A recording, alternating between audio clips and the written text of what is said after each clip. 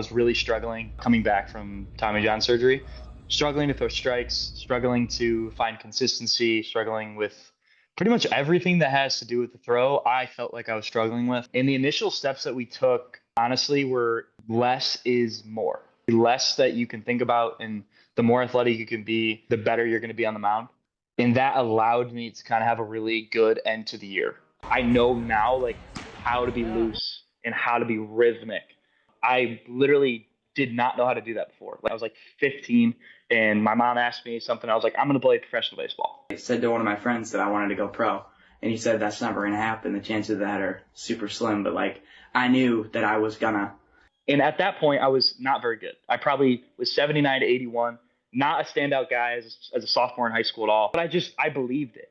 With everything in me, I believed that I was going to do it. The work's important, but if you don't have belief in yourself and you don't have confidence that you're even able to get there, like what happens when you get there then? You're just going to feel like an imposter. You can never feel like an imposter. You have to have the utmost confidence in yourself and in your preparation, because confidence is preparation. Like, they go hand in hand. The more you prepare, the more confident you're going to be, the more that you can let yourself just go. And you don't have to think about it. Like, you just have to have that stupid, everyone looks at you weird belief in yourself. And that is what is going to take you to whatever level that you want to go to. Okay, we're here with Jay Schmilly, aka Waffles, aka Justin Militello. Did I say that right? You said it right. There you go. But Justin and I have been working together since the end of last season, so like late summer 2024, mid to late summer 2024. And you've made a ton of progress, you know, not just as a player, but I think just as a person for one. But when it does relate to like your development as a player, I think you've gained a lot of knowledge that you're going to be able to take into the rest of your career, because you're still a young, spry athlete yourself. Yep. There you go. And so I think you've benefited greatly from some of the work that we put in. And I think where you're kind of at right now physically has shown that. So just kind of to kick things off, just kind of run through like where you were at before we started working together. And then you can kind of get into like the initial steps that we made, or just like kind of the initial things that we really did together. And then we'll kind of go off of that. Yeah. So the reason I started working with you especially was I was really struggling coming back from Tommy John surgery. Struggling to throw strikes, struggling to find consistency, struggling with pretty much everything that has to do with the throw. I felt like I was struggling with. And I had a friend tell me like, hey, this guy's really good. Reached out. And the initial steps that we took, honestly, were more or less like less is more. Like, the less that you can think about and the more athletic you can be, the better you're going to be on the mound. We focused a little bit on some front side glove stuff that kind of helped me stay in line. But it was a lot of just like, hey, like, you don't need to think about all of the stuff that you're thinking about, like talking me off the ledge a little bit in order for me to just kind of hone in and think about one thing and just go out there and do it. And I ended up making some pretty good progress like immediately, just from like the mindset part. And that allowed me to kind of have a really good end to the year, which I needed. I needed that just for my own well-being after coming back from TJ and then struggling. But yeah, I think more or less the best part of the beginning was hey, like, let's slow things down. Let's focus on a few things. Be an athlete. Go out there, have fun, those things. Because sometimes when baseball gets tough, it's tough to find the really fun parts. And you definitely helped me to just kind of like level off and to start focusing on one thing. And then other than that is just be an athlete, throw hard, and have fun. Oh yeah. Yeah. And you know, it's good that it was kind of the balance between like the physical side and the mental, because it's, you know, brain body connection. I think like the energy that you showed in especially like the group setting from like when we first started to like now, I think that there's a lot of guys that look up to you as a leader, because you're one of the, you know, very limited pro guys that I am working with right now. And so like guys look at you as an example, and you're very vocal, which is good. I know you didn't play college ball, but like if you were in a college locker room, you'd definitely be like the go-to energy guy in the dugout. Love that. Love that. Yeah. Yeah. But yeah, so just kind of like to get into more specifics, I know like one of the big things we worked on was like lower body strength, like the reverse lunges. You were sending me videos like every week of those, and you like Yeah. for climb. And then Hmm. there was like some specific drill work that we were doing. Can you just talk more specifically about like the things that at the front of your mind really helped you the most that you maybe hadn't done before, and maybe it was a new exposure for you? And then just maybe some of the other things that you really enjoyed.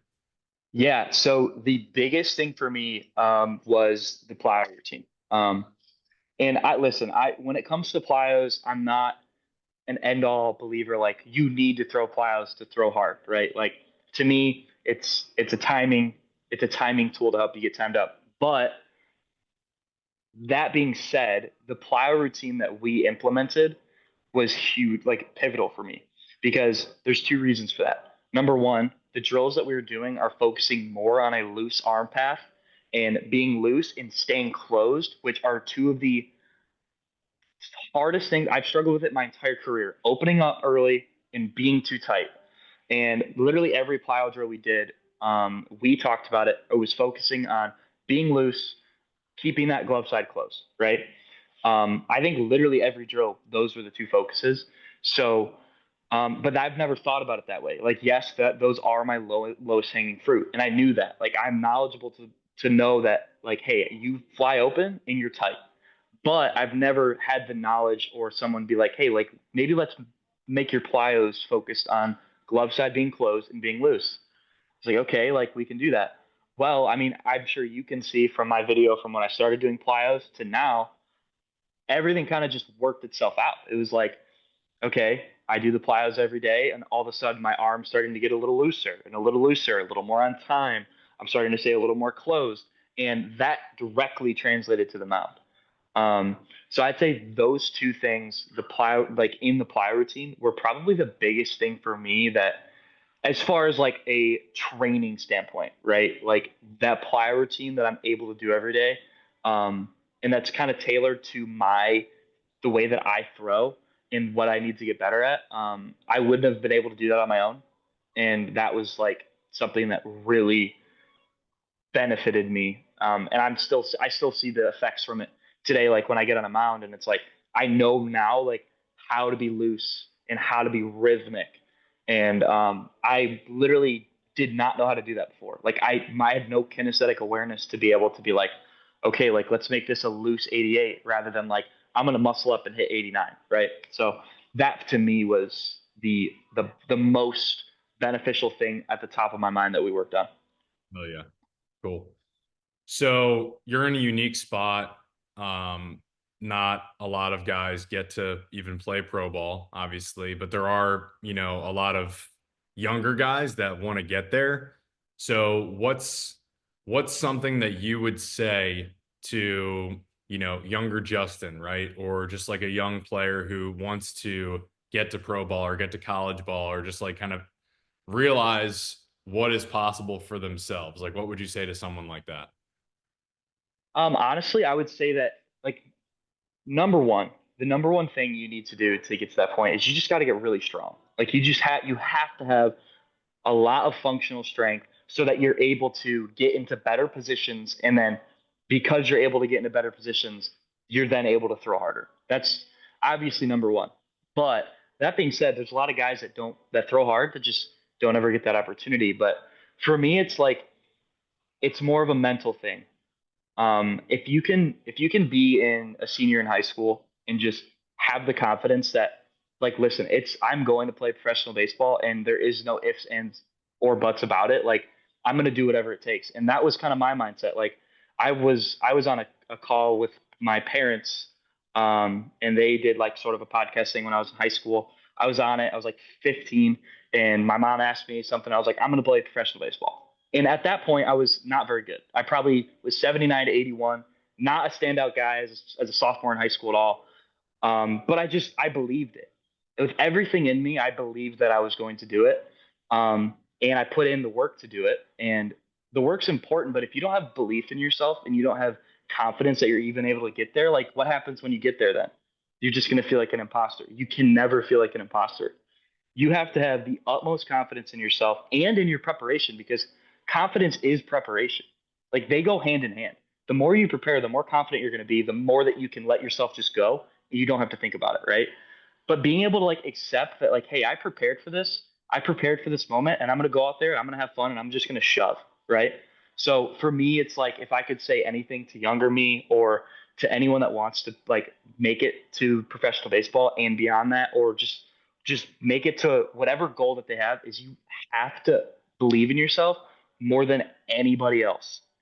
Like if someone else has more faith in yourself than you do, I'm sorry, but it's going to be really hard for you to make that next step. So that's what I would say, is just have like almost like a stupid belief, like almost like everyone looks at you and like, dude, you just freaking walked four guys and you're throwing 85. Like, why do you think you're going to play professional baseball? And then you're just like, you just wait and see.